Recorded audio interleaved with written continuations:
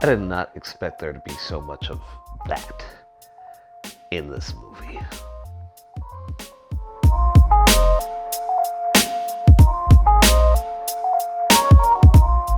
Now, I wouldn't necessarily call myself a diehard John Carpenter fan, but I do feel like there are a few movies of his that I have missed that I do need to catch up on, because I have enjoyed the ones that I have seen, and recently I decided to take a look at his 1987 film, Prince of Darkness. Now, Prince of Darkness, along with Carpenter's The Thing and In the Mouth of Madness, represent his Apocalypse trilogy.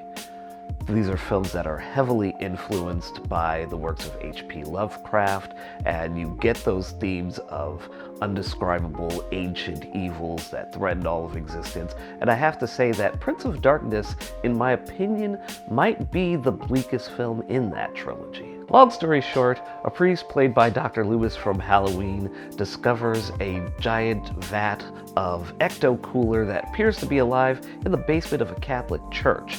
So he decides to go to a quantum physics professor, played by Egg Shen from Big Trouble in Little China, to get him and his graduate students to figure out what in blue perfect hell this thing might be. Spoiler alert, it's Satan.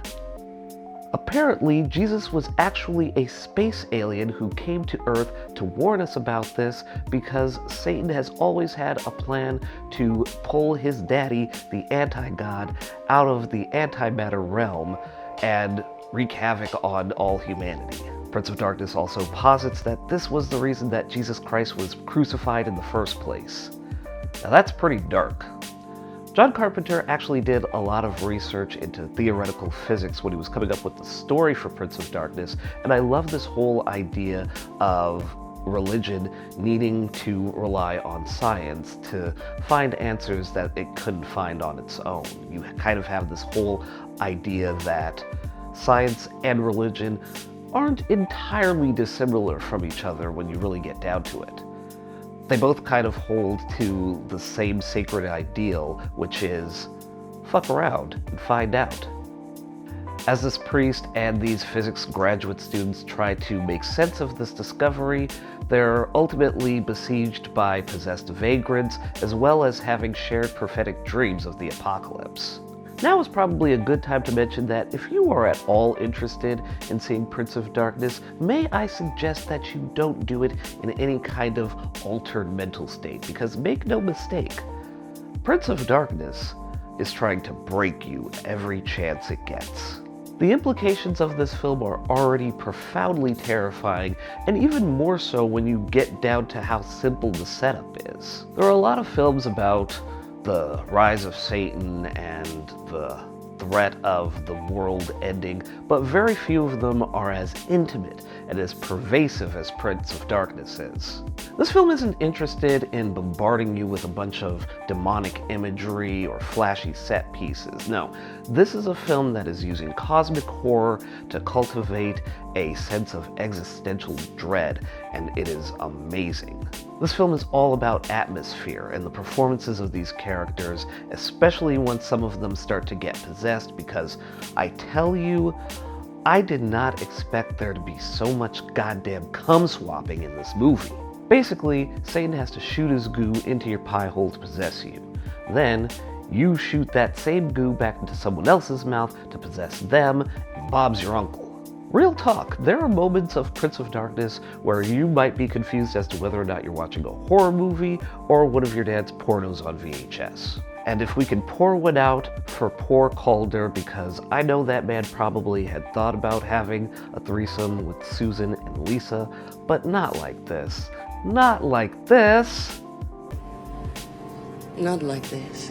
And all of this is happening in one confined location in downtown Los Angeles over a weekend, and you just have this claustrophobic sense of unease that's carried out throughout the entire runtime of this film.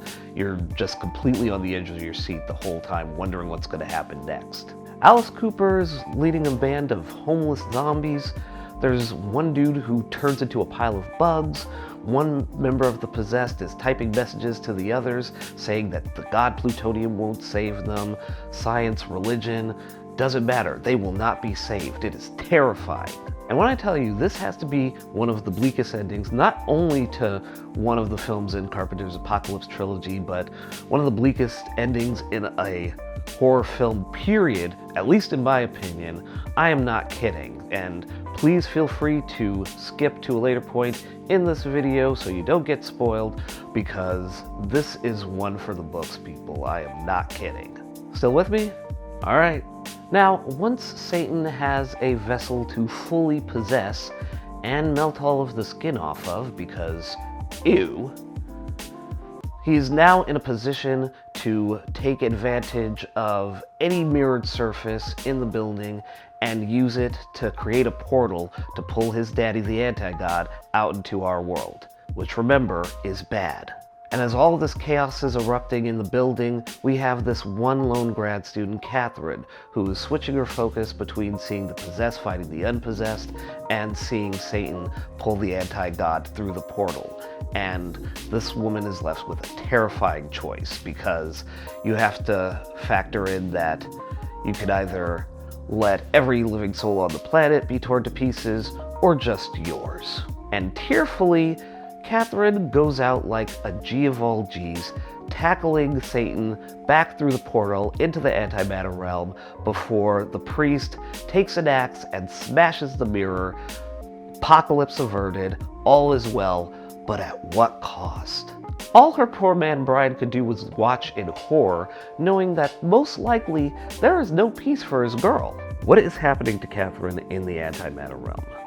Really think about that.